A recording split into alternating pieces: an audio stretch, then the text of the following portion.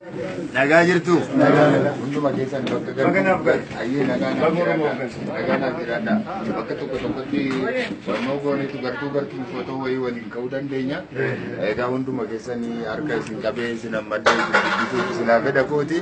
Aga kanatti immoo yoo haga danda'ametti goona yoo jaarsoleen isin maqaa keessanii nan dubbisa isin hin jaalladhaa akkam naa jirtu. Biitii keessan biyyi irraa dhuftan nagaa kennitaniitu naannoo keessaniif biyya keessaniif.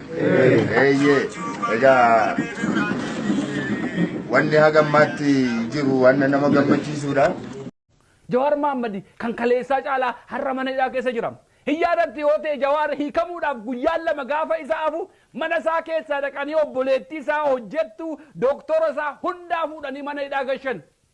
Mana hidhaa gashanii mana Jawaar qullaattan bisan maal godhan mana Jawaar keessatti maal awwaalan maal kaan har'a bilisaan jira mana hidhaa tureef isaa bakki bilisaa salaayyuu mana hidhaa bal'aatti gale har'a mana hidhaa gaaffii malee mana fincaanii dhaqu keessa gale mana hidhaa yeroo barbaadetti nyaatu keessa gale malee kaleessa saayitiidhaan nyaatas kaleessa saayitiidhaan mana fincaanii dhaqu kaleessa iyyamaan qaama dhiqatu har'a qaama dhiqachuu danda'a garuu mana hidhaati maal awwaalan mana Jawaar keessa maal kaanii fi deeman mana Jawaar keessa waan waajjira isaanii keessa ta'anii yeroo barbaadan ajjeessi godhanii xaaxessanii isa dhabamsiisuu danda'u kaan ta'e maalitti beenna wanta sagalee isaa waan viidiyoo isaa waraabu kaan yoo ta'e maalitti beenna har'a kinoo qofaa isaa jira guyyaa 3 guyyaa 4 uummatatti dubbachaa hin jiru akkamitti dubbata waan meeqatu kaa'amee jiru waan dhokatee kaa'amu meeqa jira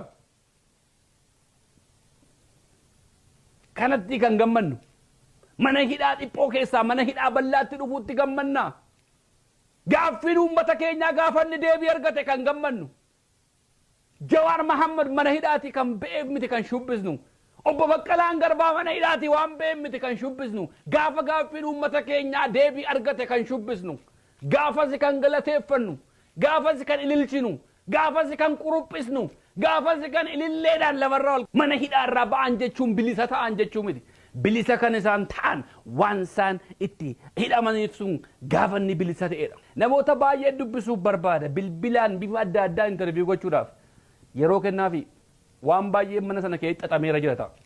Waggaa tokko manicha keessa hin turre waan barbaadan manicha keessa kaa'anii jiru ta'a. Mana sana yoo jijjiirate duwwaadha nagaan isaa sirriitti kan eegamu. Nagaa jirtu. Hunduma keessan bakka ayyee nagaan jiraadha. Bakka tokkotti barnoo goonetu gartuu footoo wayii waliin ka'uu dandeenya. Egaa hunduma keessanii harka isin qabee isin hammadee isin sinaa fedha kooti. Aga kanatti immoo yoo haga danda'ametti goona yoo jaarsoleen isin maqaa keessanii nan dubbisa isin hin jaalladhaa akkam naa jirtu. Biitii keessan biyyi irraa dhuftan nagaa kennitaniitu naannoo keessaniif biyya keessaniif. Egaa wanni hagammaatti jiru wanna nama gammachiisuudha. Beefam obbo Baqqaleen yeroo ammaa kana keessa qaamatu gadi ba'e malee yaanni hidhaa jira.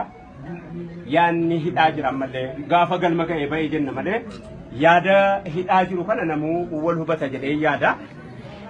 Obbo Baqqaleen adhaamiti durillee waan isaanii dhiyaataa ture xiqqoo ijoollummaadhuma wajjin waan ta'e nan beeka achirratti hundaa'ee waan waggaa 20 dura waan hin jedhe wahii ammas yaadachiisuu barbaada. Qananii cubbuu jalan daddabuu biyyaaf biyyee ta'u maqaan koo waara ulfinaan galmaa'ee seenaan koollee tura. Uffadhee bobbaheen galu taayitaatii hottaan kajeelu qananii quufa qochuma hidhamaa du'aa saamama aanaan jibbamaa sammuun komama muramuu mormaa yoomin ayyamaa biyyaafin dhimmaa sabaafin falmaa kanaaf itti asee galatoomaa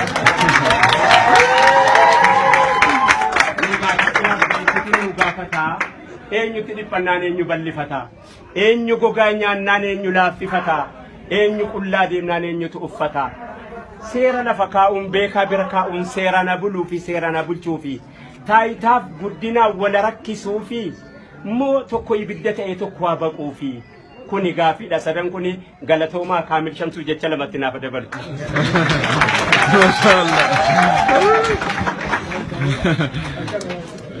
Kan ustaadha.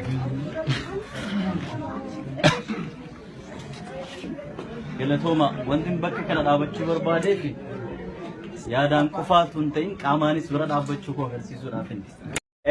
Uffadhee bobbaheen galu taayitaatii ottaan kajeelu qananii quufa qochuma hidhamaa du'aa saamama aanaan jibbamaa sammuun komama muramuu mormaa yoomin ayyamaa biyyaafin dhimmaa sabaafin falmaa kanaaf itti aansee galatoomaa.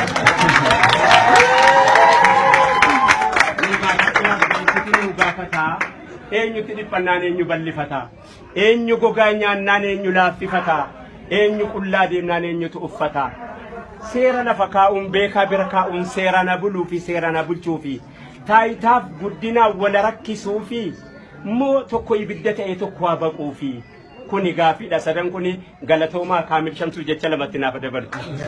Kana arganii gara boqonnaa isaanii isa bara baraatti otoo deebi'anii akkamiin jaalladhan ture. Har'a safuurri isaanii nu wajjin jira. Har'as dhiigni isaaniif lafeen isaanii alaabaa fuula keenya dura jiru kana keessa jira.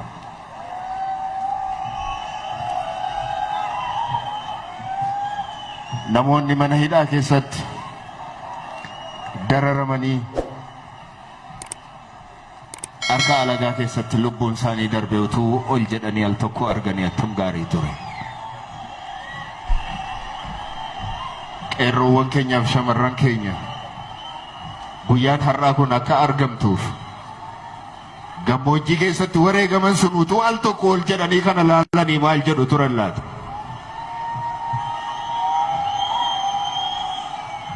Wanni jedhan nama dhiba.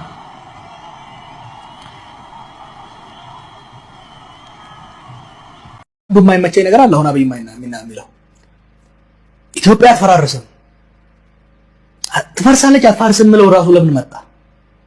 ኢትዮጵያ በመፈክር አትፈርስም በመፈክር አትቀጥልም በስራ ነው መቀጠል የምትችለው መፈርስም የምትችለው nagaa jirtu hunduma keessan bakka gargar ayyee nagaa jiraadha bakka tokko tokkotti warmoo goonitu gartuu footoo wayii waliin ka'uu dandeenya. Egaa hunduma keessanii harka isin qabee isin ammaddee isin isinaa fedha kooti aga kanatti immoo yoo haga danda'ametti goona yoo jaarsoleen isin maqaa keessanii nan dubbisaa isin hin jaalladhaa akkamnaa jirtu biiti keessan biyyi irraa dhuftan nagaa kennitanitti naannoo keessaniif biyya keessaniif egaa wanni hagammaatti jiru wanna nama gammachiisuudha. Hundabu dhiifama obbo Baqqaleen yeroo ammaa kana keessa qaamatu gadi ba'e malee yaanni hidhaa jira malee gaafa galma ga'e ba'e jenna malee yaada hidhaa jiru kana namuu wal hubata jedhee yaada.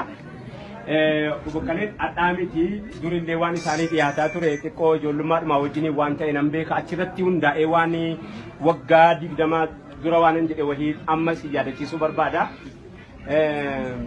Qananii cubbuu jalan daddabuu biyyaaf biyyee ta'u maqaan koo waara ulfinaan galmaa'ee seenaan koollee tura.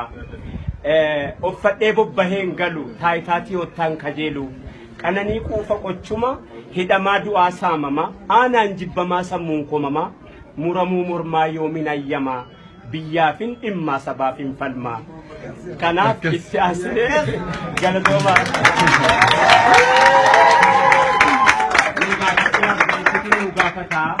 Eenyutti dhiphannaan eenyu ballifataa eenyu gogaa nyaannaan eenyu laaffifataa eenyu qullaa deemnaan eenyutu uffataa seera lafa kaa'uun beekaa bira kaa'uun seera na buluu fi seera na bulchuu fi taayitaaf guddinaa wala rakkisuu fi moo tokko ibidda ta'e tokko haa baquu fi kuni gaafiidha sadan kuni galatoomaa Kaamil Shamsuu jecha lamatti naaf dabaltu.